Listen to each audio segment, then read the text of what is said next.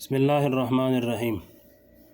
मेरे दोस्तों, ये बयान चल रहा है कि हज़ूर पाक सल्लल्लाहु अलैहि वसल्लम की सुन्नत की ज़िंदगी में हमारी मुसलमानों की दुनिया आखिरत की कामयाबी है और इज़्ज़त है।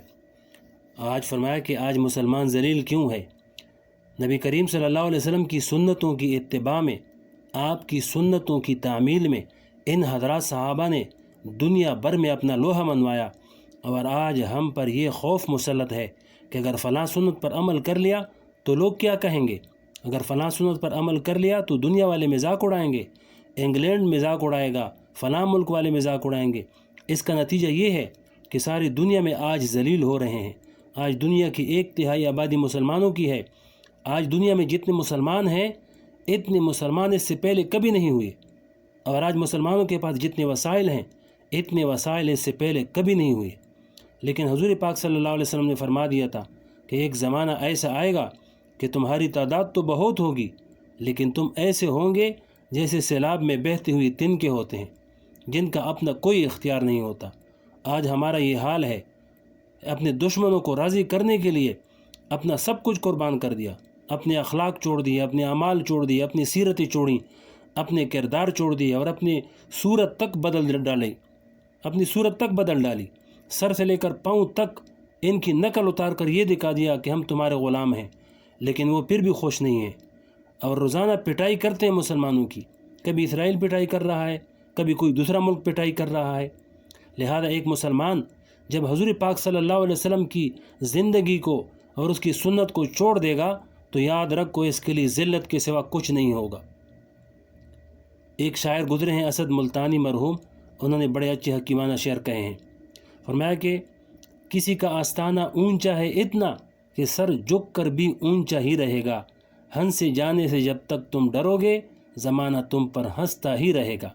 यानी जब तक तुम इस बात से डरोगे कि फ़लाँ हंसेगा, फ़लाँ मजाक उड़ाएगा, तो ज़माना हंसता ही रहेगा।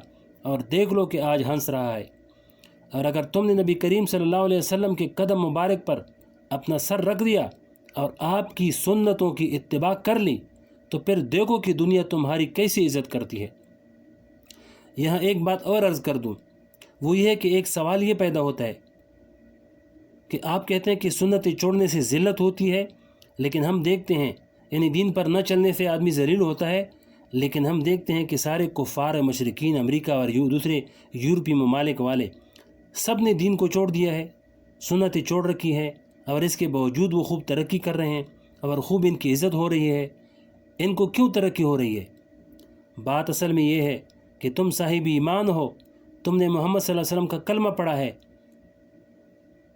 तुम जब तक इनके कदम पर सर नहीं रखोगे, इस वक्त तक इस दुनिया में तुम्हारी पिटाई होती रहेगी और तुम्हें इज़्ज़त हासिल नहीं होगी। काफिरों के लिए तो सिर्फ दुनिया ही दुनिया है। वो इस दुनिया में तरक्की करें, इज़्ज़त कराएं, वो जो चाहे कराएं। तुम अपने आप को इन पर क़यास मत करो। 1400 साल की तारीख़ उठा कर देख लें, जब तक मुसलमानों ने नबी सल्लल्लाहु अलैहि वसल्लम की सुन्नतों पर अमल किया, इस वक्त तक इज़्ज़त भी पाई, शौकत भी हासिल की, इक़्तिदार भी हासिल किया। लेकिन जब से सुन्नतें छोड़ दी, इस वक्त से देख लो क्या हालत है।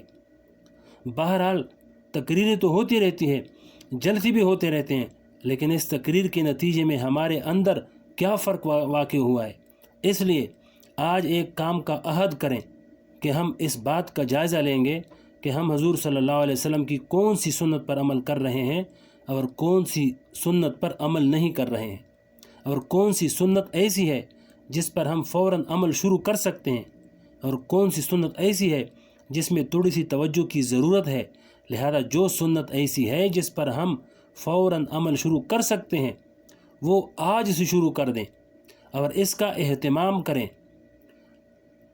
फरमाया कि अल्लाह के महबूब बन जाओ। हमारे हज़रत डॉक्टर अब्दुल हई साहब रहमतुल्लाह फरमाते थे कि बैतुल खला या गुसल खाने में दाखिल हो रहे हो, बायां पाँव पहले दाखिल कर दो और दाखिल होने से पहले ये दुआ पढ़ लो कि अल्लाहुम्मा इन्नी अऊज़ु बिका मिनल खुब्सि वल खबाइस।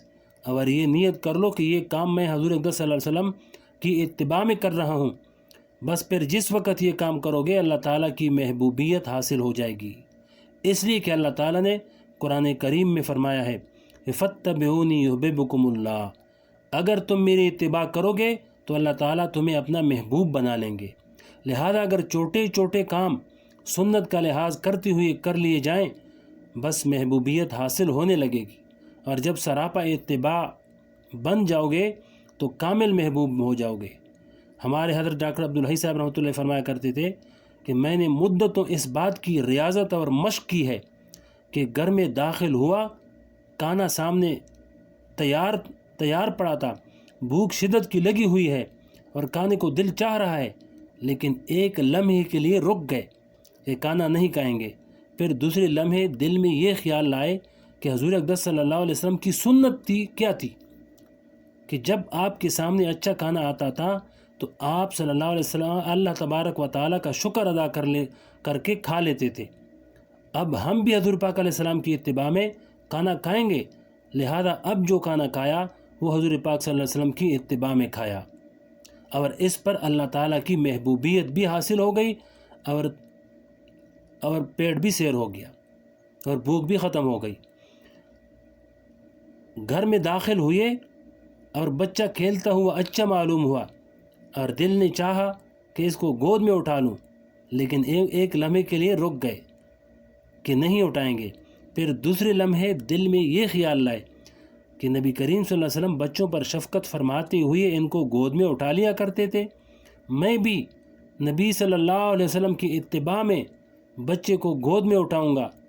چنانچہ حضور اقدس صلی اللہ علیہ وسلم کی اتباع میں جب بچے کو گود میں اٹھا لیا تو یہ عمل اللہ تعالیٰ کی محبوبیت کا ذریعہ بن گیا۔